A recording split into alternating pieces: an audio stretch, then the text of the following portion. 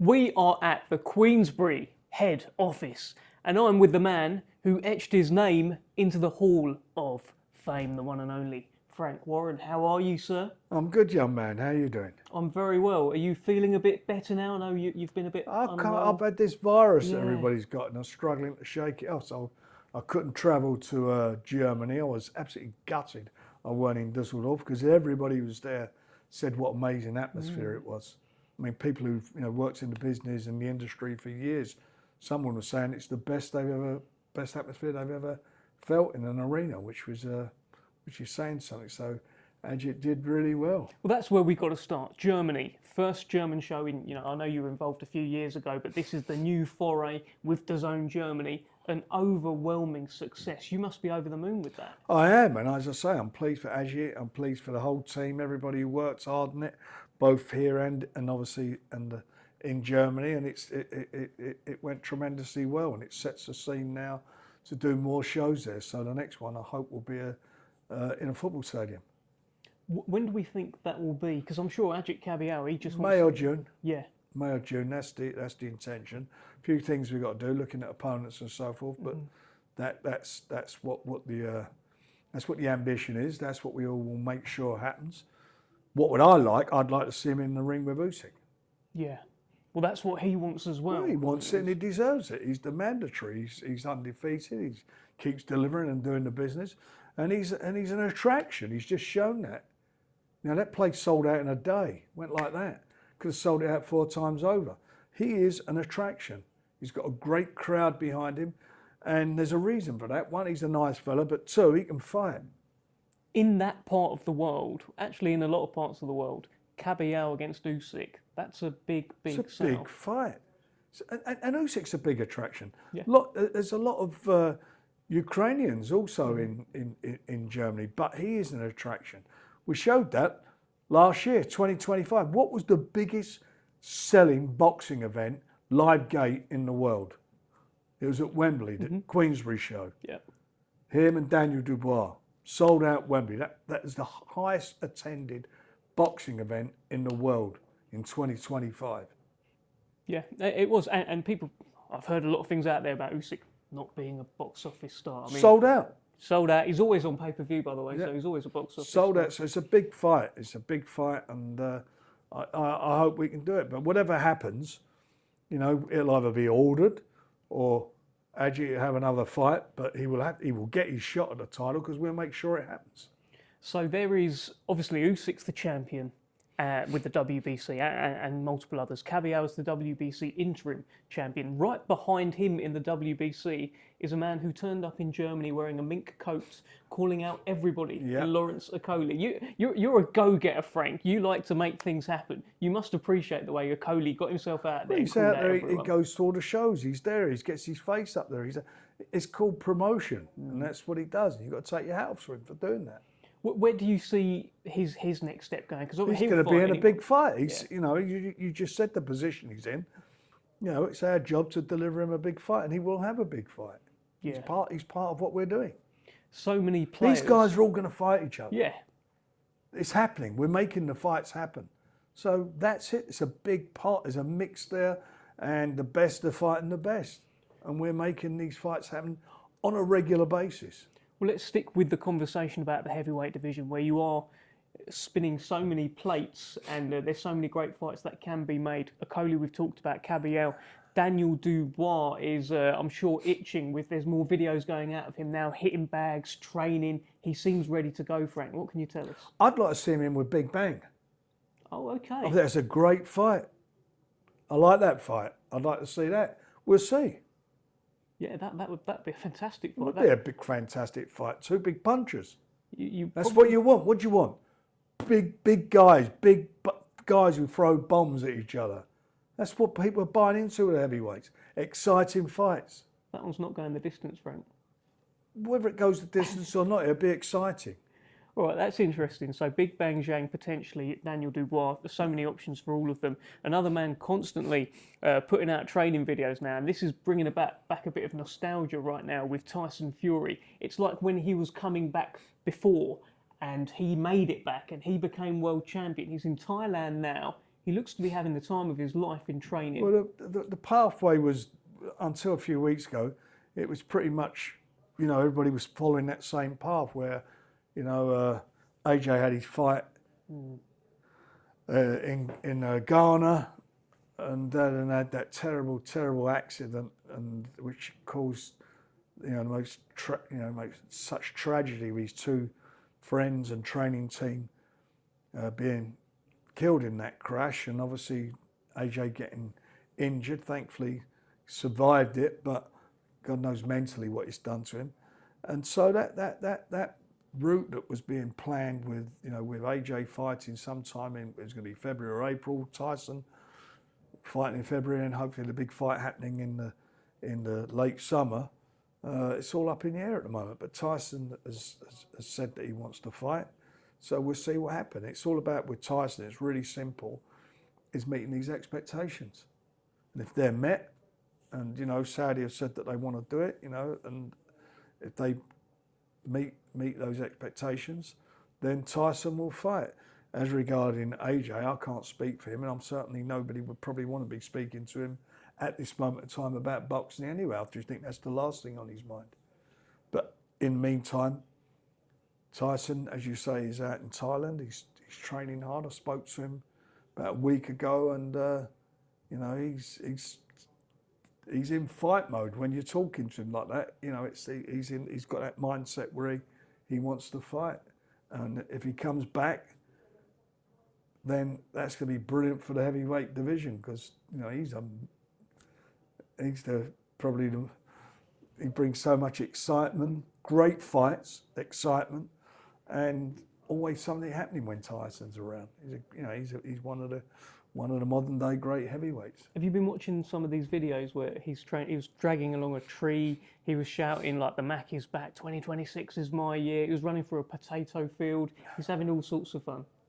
Yeah, he's out there and he's enjoying it, and he's getting stuck into it, and he's got, as you say, he's got the bit between his teeth, and when Tyson's trying, he's had a busy 2025. He was doing his At Home with the Fury season 2, his documentary, plus a lot of other things he was doing. So he's been working hard, but now he's doing what I think really does satisfy him, which is training, but what really satisfies him is training with an aim, and the aim to be fighting again. That's where he's at. And I'd much rather, if he's going to do that, he does it now at this age, rather than come back in 4 or 5 years' time when he's older, and his powers will have diminished, like everybody's powers diminish as they get older in the fight game. Can he become a 3-time world heavyweight champion? Those fights he had with Usyk were close fights.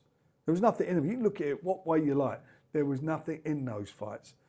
And he's got a great chin. And what I mean by a great chin, how many people get off the floor like he does when he gets clipped from big punches and gets up, his recovery rate, and sometimes in fighters got off the floor and come back and taken the fight over. Don't want to see that keep happening, and it's happened a few times. I don't want to keep seeing that, but he's a unique guy, and there's some, and all these youngsters, a few youngsters coming through now. So it's, the heavyweight division, as I keep on saying all the time, is on fire. It's alight. It's exciting. There's great fights to be made. Fabio Wardley is another one. Well, look at him. I mean, last year, that's a Cinderella story. He's a Cinderella man. No amateur background, comes out. Every fight he's in. It's only one. He's not knocked out, isn't it? It's must watch. Yeah, they are, because you can't turn off for a second. Turn off and bang, you miss it. Yeah. Because he's so excited. He finds his power from wherever it is, I don't know. Natural power, natural ability, learning on the job. Can be a mile behind on the scorecards and turn a fight round like that, as he did against Joe Parker, who was the genuine number 2 heavyweight according to everybody and all the ratings in the world, and done a job. 100%. We were in Dublin a couple of days ago. Michael Offo was there representing Thomas Carty. Obviously, he's Fabio Wardley's manager. Yeah. We brought him onto the stream, and I'll tell you what, they're ready to fight anyone. But one thing that stood out to me, he talked about, we're even ready to fight this boogeyman, Ajit Kabayel. And he said boogeyman like that to suggest they don't think he's a boogeyman. Well, but he's a fighting man, Fabio. I mean, when I say a fighting man, he's not been nursed through, has he? He's going in. Yeah. I mean, he's going in. I mean, that, you know, who you think he was going to fight Miller, injured, goes in with Hooney. That was a big step up, a different style altogether. A boxer who I'm telling you was a mile in front in that fight, and turned it round with a tremendous punch. Knocked the fight out of Hooney. Knocked the fight out of him. That's what he's capable of doing, and you know, and it's quite unique and phenomenal. I can't think of many fighters. I can't think of any fighters from such a background or non-background of boxing. Yeah. You know, Recruitment consultant. Done. Yeah, and he's world heavyweight champion. Yeah, I think that Hooney win is going to look better and better the more Hooney And Usyk didn't want to fight him. He vacated. And I love Usyk. I don't think, you know, Usyk's a great fighter. We've seen him. He's beaten great fighters, but, you know, that would have been a big fight. That would have filled Wembley up. Those two would have filled Wembley up. So who does want to fight Fabio? We're working on a couple of things. I mean, it's too soon to say what it is, but we're working on a couple of things. And he'll fight in April.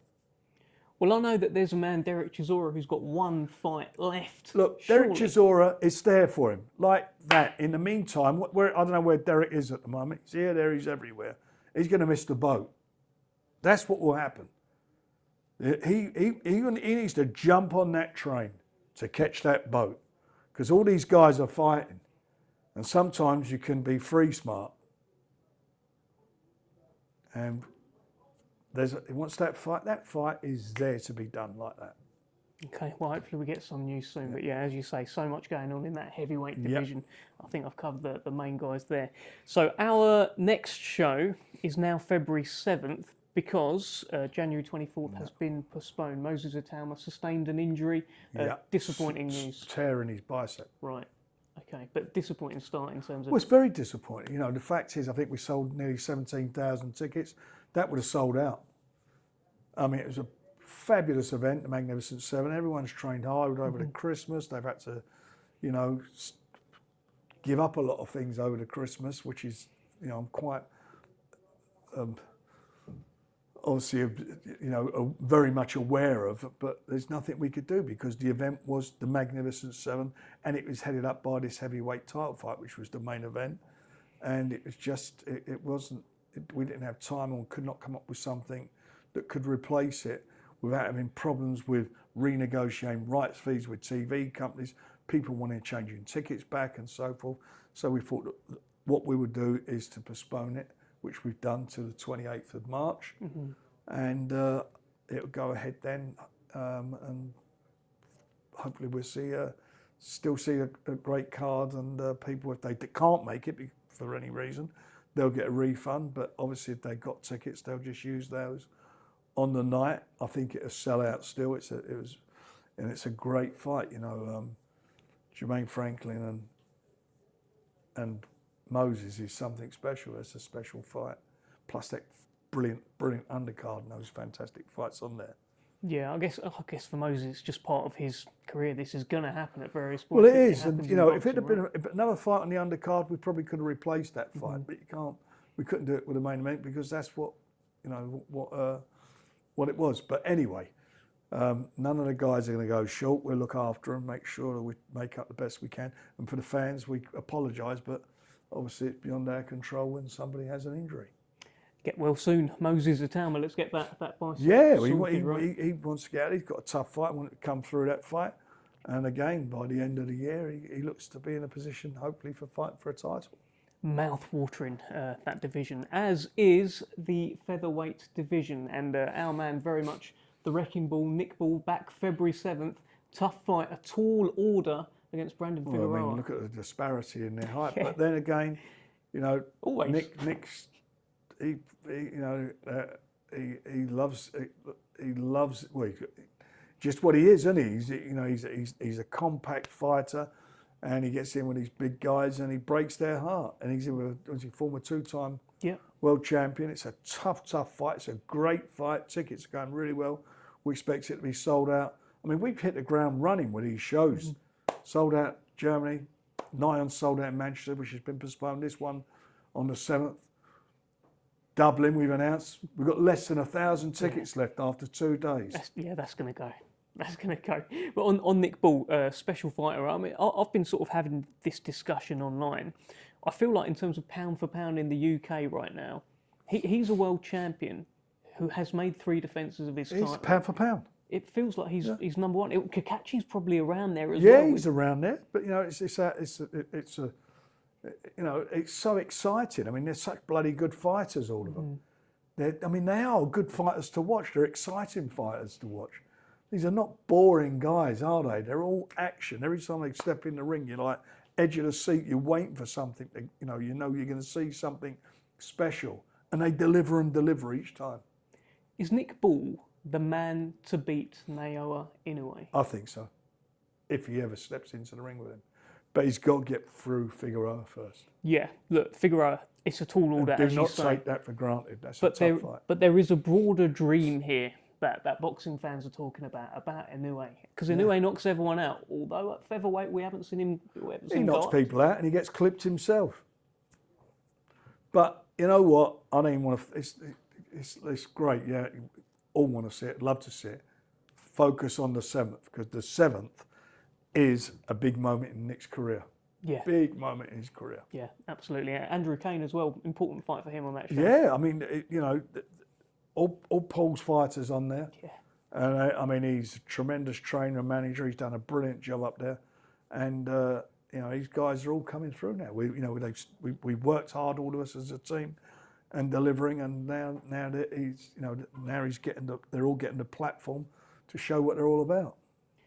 So Dublin, I was there a couple of days ago. We launched the show. Yeah. It was a cracking press conference, I have to say. Like there's so many characters up there that all held court and gave good speeches and great fights. More importantly, that main event.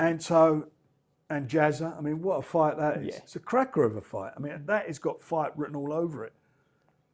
Piers and Mark, I mean, what a great fight that is. These are just quality matches.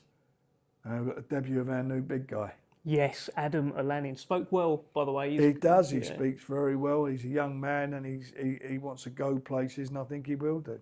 Yeah, World Youth Amateur Champion. He talked about how his dream, of course, was to be undisputed one day. Yeah. Well, that's what he's looking for. And again, he's got his platform and he's making his debut in Ireland. No better than that, is it? Yeah, with the home of the heavyweights, of course. But on the general show, you've got the WBA World Super Featherweight title on the line, Jazza Dickens, Kakachi, and then a couple of IBO World titles underneath it. Pierce O'Leary, Mark Chamberlain. On the Mark Chamberlain front, since that loss to Josh Padley, it feels like it's lit a fire in him, where he's just going into people's backyards. I mean, that Josh Padley thing was a big, no disrespect to Josh, but it was a big upset. And Josh deserved it, by the way. Don't get me wrong. He'd done what he had to do. But as you say, it was a kick up the arse for Mark, and he's come through. He's happy at the weight now, but he's in a tough fight. They're both in a tough fight. Yeah. It's a quality fight. It could be the toughest of both of their careers. Yeah, it will be. It will be. Pierce, I bet he's been. He thanked you on the stream yesterday as well, the other day, and I bet he's been ringing you non-stop for the last 5 years, saying, "Get me to Dublin, get me to Dublin." He's finally got his own. He's in Dublin, and we're there. It's like. All of them. They'll eventually get. We get it. They work with us, and we deliver. And Mark's the away fighter. He's going there. And you've got to take your hat to him.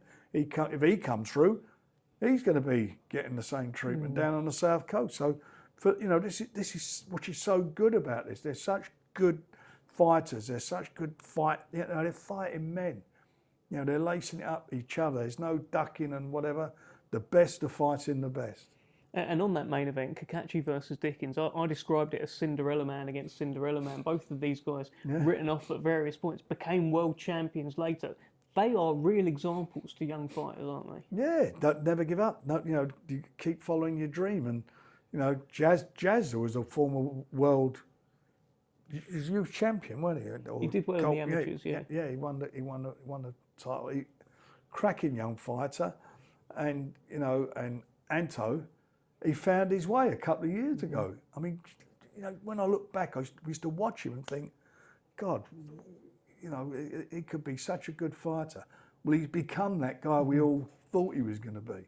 Yeah, he's Lovely done it. fella, you know, both of them. It's just great success stories. Yeah, Jazza Dickens now with Queensberry as well. He hasn't had promoter backing in his career really. He was with us in the early days. Yeah. He was with us in the early days. But look, he's done it. He's done it the hard way. He hasn't had no gifts. He's gone out there and, you know, and done what he's had to do, and he's secured it, and he's in there now, and he's headlining in a big show, a big show. As I said, you know, earlier on, less than 1,000 tickets left. Gone like that. Imagine what the atmosphere is going to be like on Paddy's night. It's going to be brilliant. Can't wait for that. Go and get your tickets. They might actually be gone by the time you watch this interview. Another show that we've launched today, February 28th. Owen Cooper, Constantine Ursu, British and Commonwealth welterweight titles. That's got fight written all over it, Frank, right? 28th of February, my birthday. It's a nice little show, that is. I'm looking forward to that one. It's also Mrs. Sarni's birthday, so... Whose birthday? Mrs. Sarni. Oh, of course, we share the same birthday. Share a birthday. Yeah. But don't forget, it's 2 presents you got to buy. 2 presents. But that's good. I mean, Owen Cooper, he's done fantastically well after coming back from the Echo Esserman loss, right? Brilliant. He's done, you know, hats off to him, and that's going to be a nice show. Yeah, one of the Fowle twins, Ben Fowle's on there as well. Yeah. The Fowle twins are sort of bubbling away. They're coming through, aren't they? They're delivering. Yeah. So what's next? When do we think we're going to get news on Tyson Fury, Daniel Dubois, Fabio Wardley? Once the dust settles and see what happens with AJ, and what happens with what happens with Saudi. It's as simple as that. And then we'll know where we are. And as regarding the rest of them, there'll be an announcement with, I think within the next week, latest 2 weeks with Daniel, and same with Fabio. So the final one, Hamza Shiraz. Purse bids ordered for that Diego. Purse bids, we've asked for the purse bids to be put back a week. We're carrying on with our negotiations. If we can't agree terms, then we will have the purse bid a week later. But that is the route you want to, because he's not short of options, right? He's got that Mbili WBC route. It makes a lot of sense. It's Queensberry against Matchroom. Fancy your chances? Listen, I fancy our man's chances. You know, he's been brilliant for us. When we done that 5v5, I made him team captain for a reason. Double bubble, double points, and he delivered. And he'll deliver this time. He'll win this title against a very good fighter, by the way. Yeah. They're quite similar in terms of like the gangly guys. But yeah, similar, but I think he's better. There you go. I think that's us, Frank. Thank you so much for giving us all the updates, and it's a pleasure, young man. Till next time. Right, and don't forget, it's 2 birthday presents you've got to get on the 28th. February 28th. Okay. Good man. See you then.